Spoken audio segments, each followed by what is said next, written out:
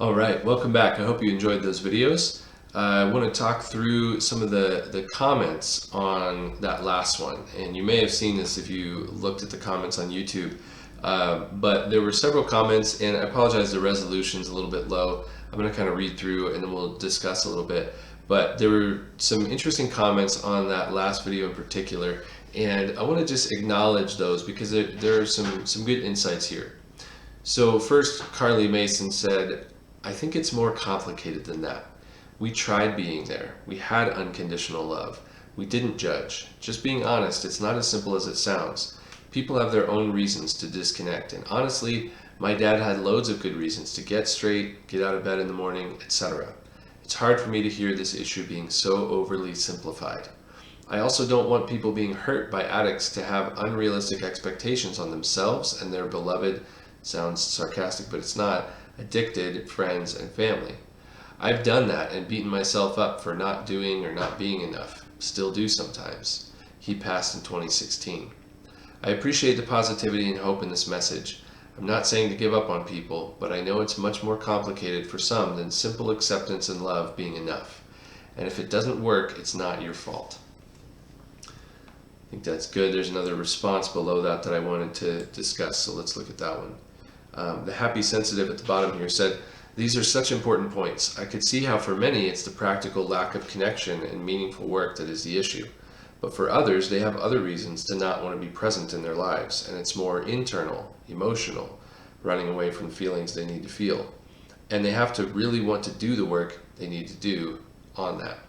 That 50% reduction of addiction in Portugal could be exactly about that. That 50% were helped by social support, and for the rest, that wasn't it or wasn't enough.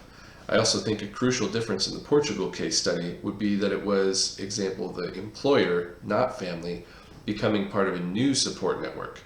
They didn't just put all the carrying burden on friends and family, and the employers didn't have to unconditionally love their employees. In fact, they received financial incentive to take on someone who'd probably be tough to work with at first.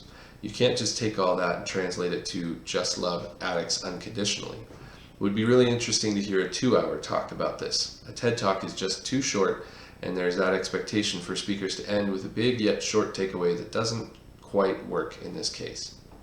So I really appreciate those perspectives. I think that video, the TED Talk, is great, and it's limited, right? And in particular, the last comment does a great job of addressing the other 50% that where the social support programs just didn't work or weren't enough. That is a reality that we have to deal with. We don't know how successful we're going to be able to be. And we want to make sure that we are not looking at ourselves or letting our allies look at us as the only hope. We're part of hopefully a whole bunch of support that they're going to receive. Hopefully a whole bunch of being invited back into community, experiencing belonging and love, but we can't be all of it. And even if they have everything that it seems like they need, they still might not be successful. So we want to do what we can do because we feel like it's the right thing to do and our best hope at helping to heal families and heal the community. But we also know there are limitations to that. All right, so realistically, what can we hope to accomplish? We can help provide love and healing, we can encourage and help our partners to identify and receive necessary help from qualified professionals. We can plant and water seeds. We can't fix our partners. There's so much of this that is up to them, and we don't want to come from a fixing perspective anyway, right? We want to come from a loving perspective. We care about you. We want to walk alongside you, that kind of thing, but we're not here to fix them. We certainly can't expect a 100% success rate, and we can't do it all ourselves. We need other people, and we need, as we're helping, to be connected and to be aware of our own self-care. So we'll talk about some of that a little bit later as well. But we want to make sure that we're not putting it all on ourselves to fix the problem. All right, so considering trauma and addiction, everything we've learned in these 3 videos and kind of the discussion afterward, I'd like you to think about what implications this has on our work as family advocates, because there are a lot of connections to what you'll be doing specifically.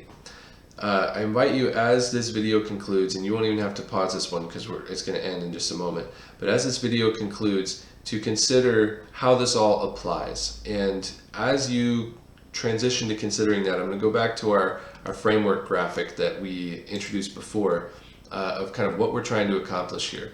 How might what we know about addiction and trauma, what you just learned, how might that apply to this sort of framework for family advocates? I invite you to consider that as the video concludes, and hope you'll watch the next module for the family advocate training as well. That one we're going to get more practical on what it means, like what are the strategies, what are some ways that we can actually help people, as well as talking about boundaries and things like that. All right, thanks guys.